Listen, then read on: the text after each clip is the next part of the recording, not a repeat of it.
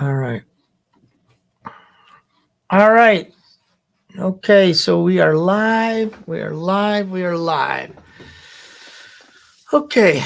Um so in today's so in today's oh my god. So in today's video and today's live, what we're going to do is we're going to talk about the ATM business versus real estate. Which one's better? Which one do I like? I tried one. I do one. I've tried the other. Pros and cons of real estate and pros and cons of the ATM business. So I thought we would talk about that today, and we'll see. Some other people have to chime in, but we'll just talk about what I've done in real estate. We'll talk about what we've done in ATM business. So let me see. Um, all right.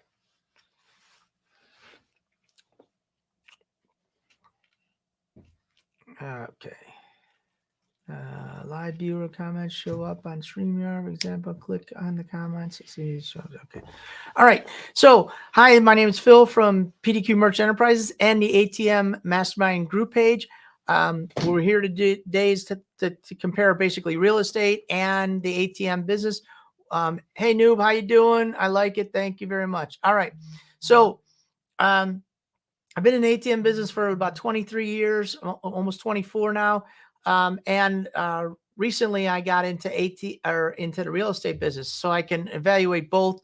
I did 2 fix and flips so far in the real estate. I looked at a bunch of properties and I joined some investor groups to go to evaluate properties, joined I'm a big proponent of programs. I also joined a program, 2 programs I purchased to see, because, hey, I'm not an expert. I didn't want to fumble through real estate. I wanted to learn from some experts. So I bought a couple of programs.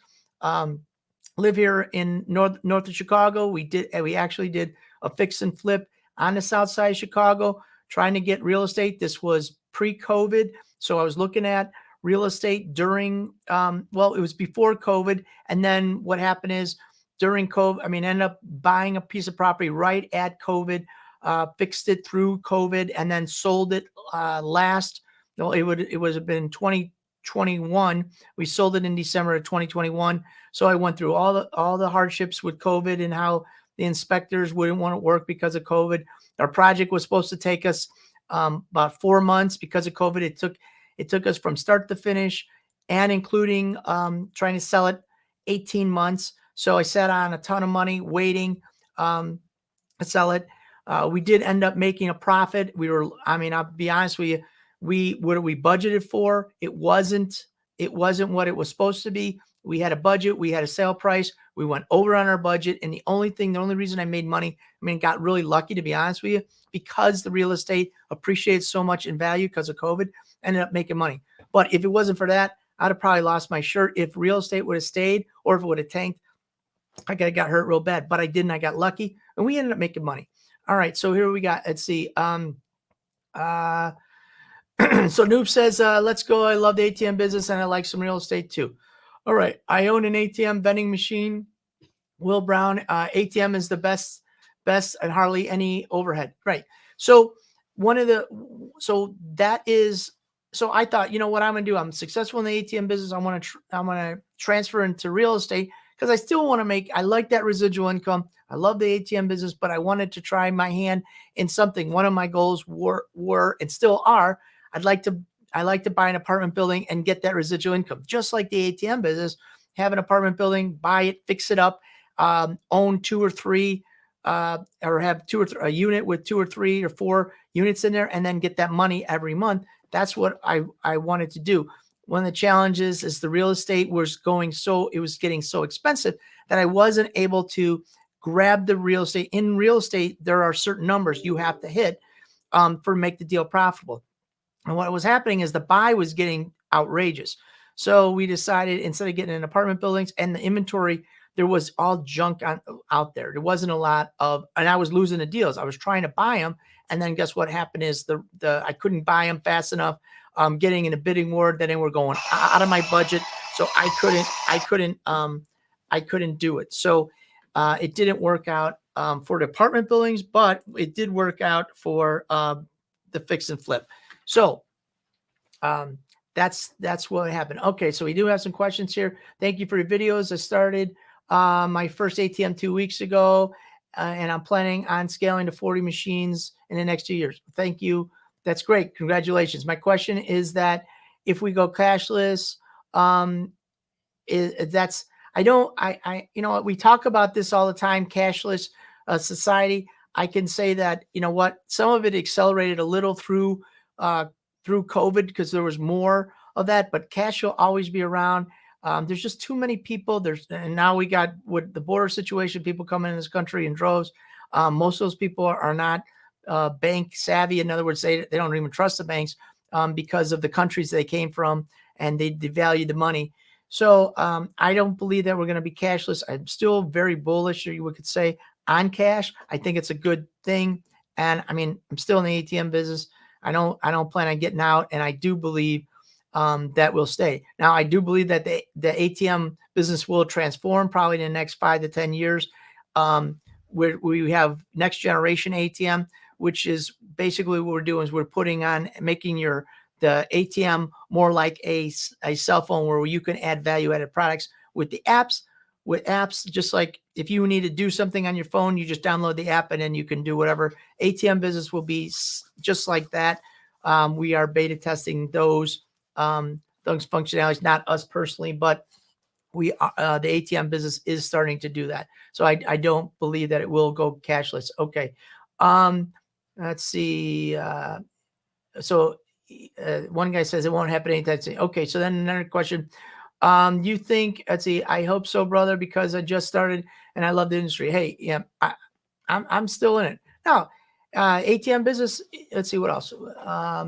Let's see. How do you fill your ATMs? I know we fill with cash. I don't. We have people that fill it, our ATM. So if that's the question you're asking, how hard is it to find a location in my market? I live in Tennessee. Well, we just had a guy who bought our program, and he found 2 locations. So look, I'm not going to sugarcoat it. There's a lot of ATMs out there, but you got to do your due diligence. You got to find locations. That's the lifeblood of the industry. Doesn't matter if it's me who's been in the game for 23 years or you guys are just starting out. The name of the game is finding locations. You got to create a network of people either going to help you find ATMs, or you got to create some kind of a network to constantly get new locations. That's where the lifeblood of the location or the ATM business is. You get a location, it doesn't do very good. You got to get another location to replace that. And that's the secret. And then once those ATM locations are doing real well, maybe you can slow down a little. I never chose to slow down. I always, because today you got a bunch of good locations, and then you know what, a couple places close up, and then those are your good locations. So I'm always looking for new locations. That's the secret. That's the lifeblood of this business. It's easy to place an ATM, but you got to keep getting new locations. All right. Let's see. Did you film or hire a third party? We have our team fills ATMs. So we have a team that fills ATMs. I'm not a big third party guy as far as it's concerned about filling the ATMs. I don't. I like to control what we do. So then it's our people filling the ATMs. It's our people, because then it's done the way that we wanted to do here. Sometimes when you hire a third party or a vault casher, they don't do it like you're going to do it. So I'm not a big fan of that. I'd rather hire somebody on our team, and then they can take our views and make it on the street. So that's what I believe. But a lot of people, they do have an armored car. And then there's some challenges with armored car with logistics, the price of fuel, price of money. So that's all going up. And so you got to look at your bottom line. But a lot of very successful companies throughout this country, that's all they do. That's how they do it. So it's just on how you want to grow your business. For me, we just chose to fill it ourselves. All right. So let's see what else we got. Let's see. Things that you fill in. It's armed vehicle, and how do you handle that? Yep. You got to secure yourself. However, that's arm. You could do Some guys do bulletproof vests. Some guys are armed. Some guys have special vehicles. It's all on how you want to do. I've seen everything and anything. They have special hideaway safes in their vehicles. They have bulletproof vests. You would never know it, but they have them on. They some guys carry, and then some guys don't. I've seen guys walking around in shorts and flip flops with t-shirts on. So it's how you want to do it. What do you feel comfortable? Some people feel comfortable have a weapon on them. Some guys don't. So it's all on what you want to do. I'm not going to tell you how to operate. And then, but you can. It depends on the state you're in. Like in Illinois, you could carry without. You could carry.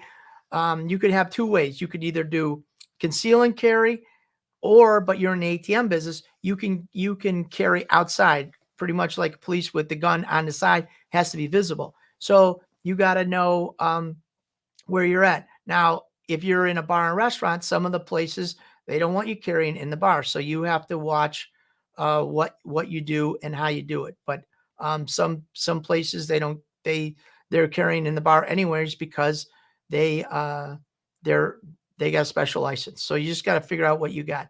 Let's see.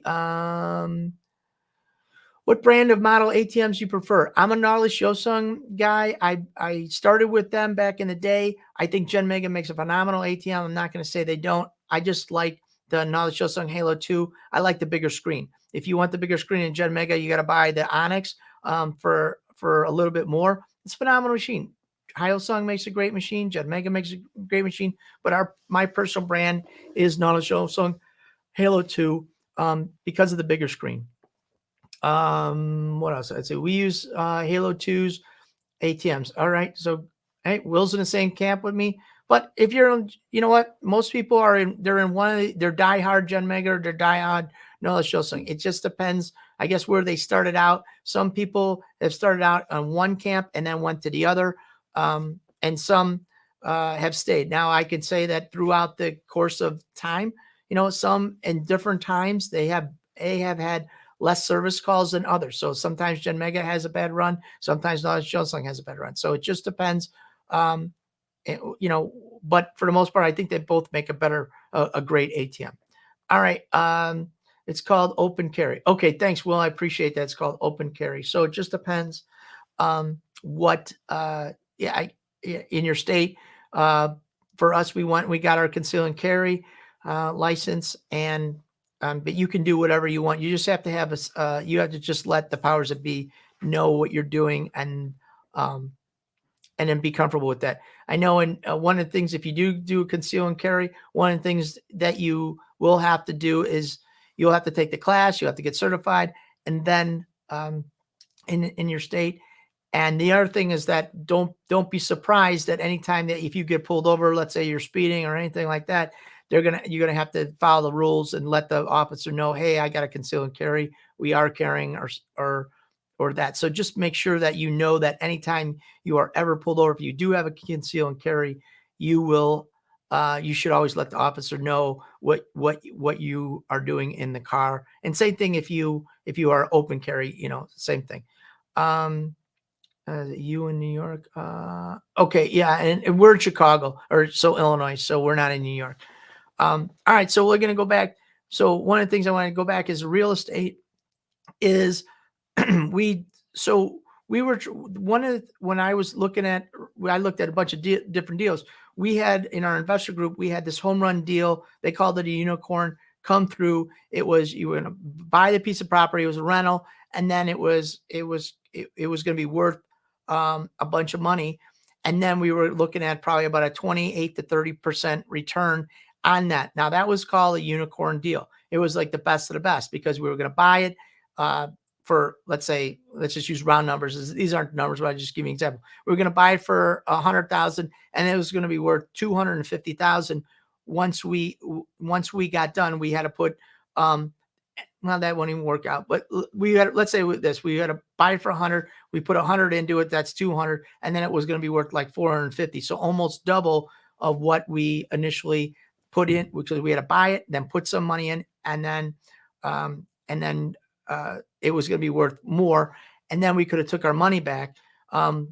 that was the idea going into it. And then we had the rents coming in to pay for it. But and all that, we had a cap rate, and we were looking at about 28% return on investment of your original money. Now we were going to get that money back. It was going to take us about 3 years to get that original money back if we didn't refinance it. And then from there, it was always going to be a rate of return.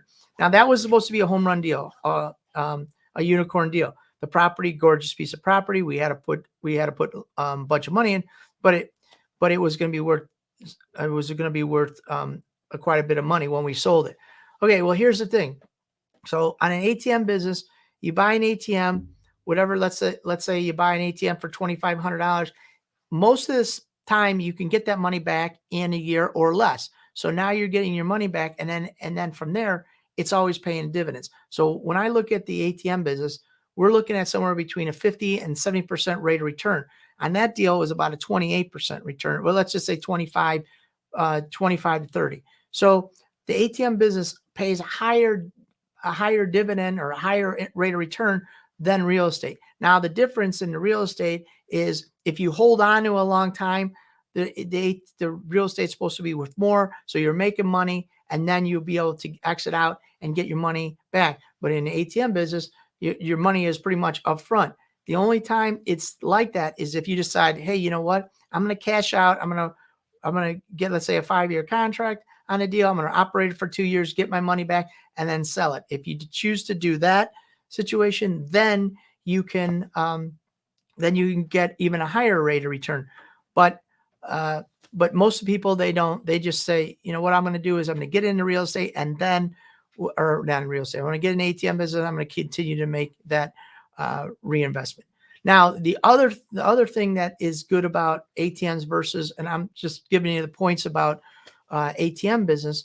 I do like real estate. I like to diversify, so I'm not against real estate. I just tell you that from what I see, the ATM business is an easier point of entry. On the real estate, I needed a lot of money to get into the game. That was another challenge. And then so we needed an initial point when we went to buy a house. We needed initial some money, and then the bank would say, okay, well, what we'll do is we'll finance the construction costs.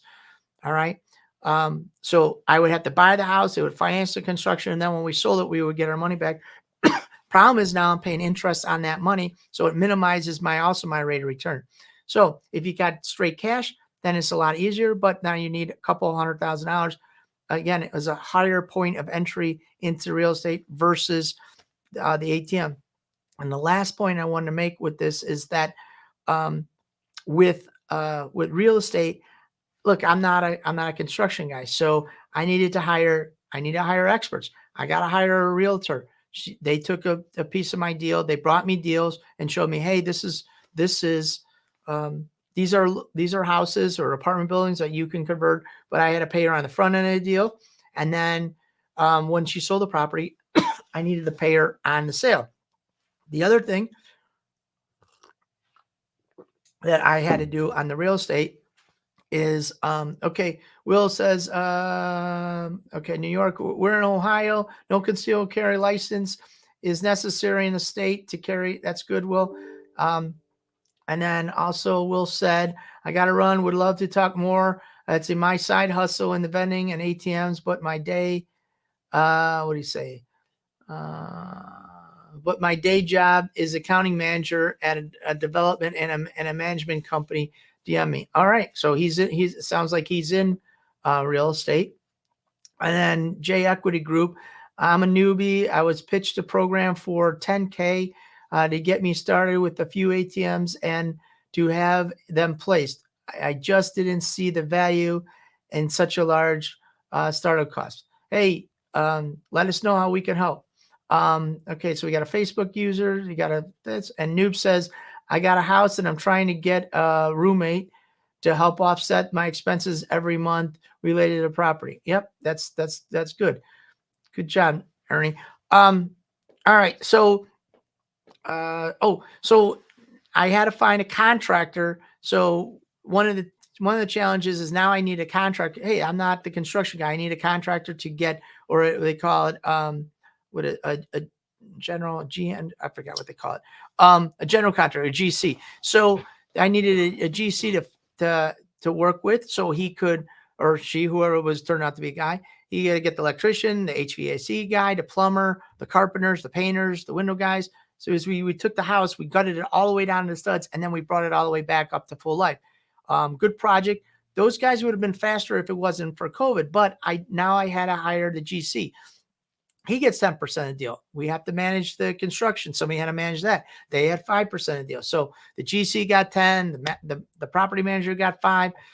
I had to give 6% to the realtors. And it was on the south side. What does that mean? Hey, let me share with you what that means. This is a lesson that I didn't know. It was on the south side. So the people, usually when you buy a house, you have to put money down. Well, in Chicago, these are all startup people. They didn't have any money down. So you have to come up as the property owner, you have to come up with the down payment for them, or you can't sell a house. So that was another 3%. So I didn't know that going in. Nobody explained that to me, but guess what? That was another thing. So all these percentages started adding up, and now I'm looking at, and if I don't sell the house, because it is a flip, I keep paying the bank. So my property keeps shrinking and shrinking every month. I got to pay the bank. I got to pay the line of credit. So it keeps going down, down, down. It's getting nervous.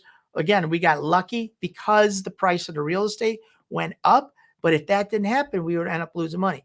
So that now I'm just, hey, maybe I didn't do it right, but that's what happened with my first piece of property. Now with the ATM business, I buy the ATM, we put the money in, we're making money every month. So I'm not losing every month of hey, if this doesn't happen, because we were making money. So I started making money time and time again. And then what I could do is take that money in, and I can take that investment, save up a little, and then go out and buy another ATM.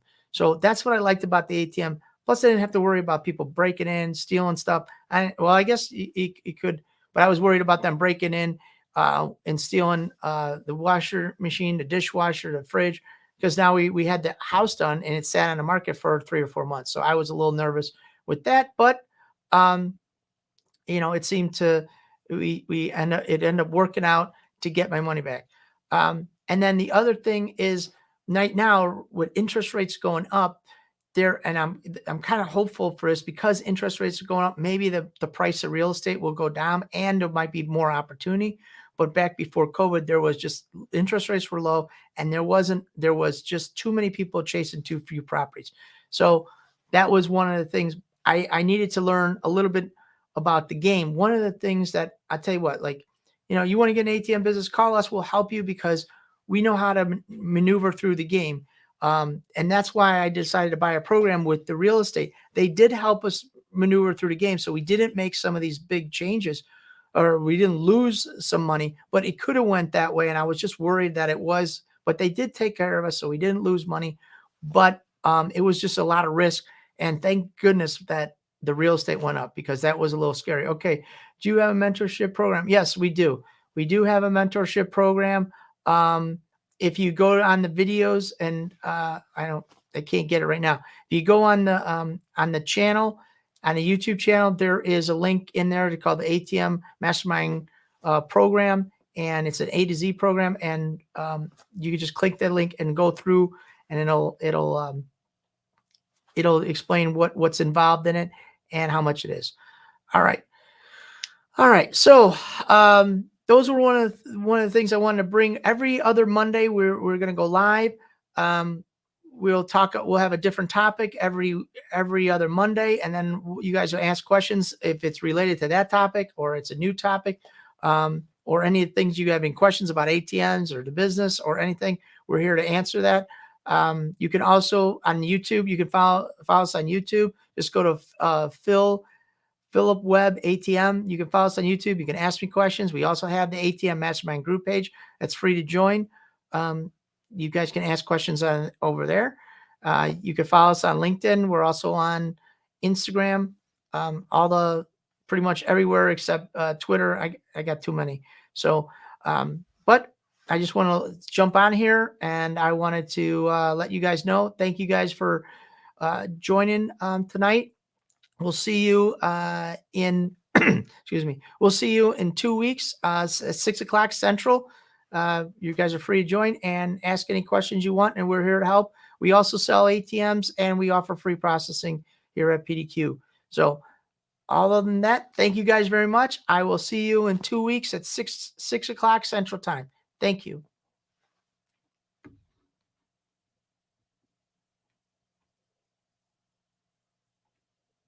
And then we're going to go over to, for those of us, we're going to go over to the students page for some more Q&A. All right. Thank you guys.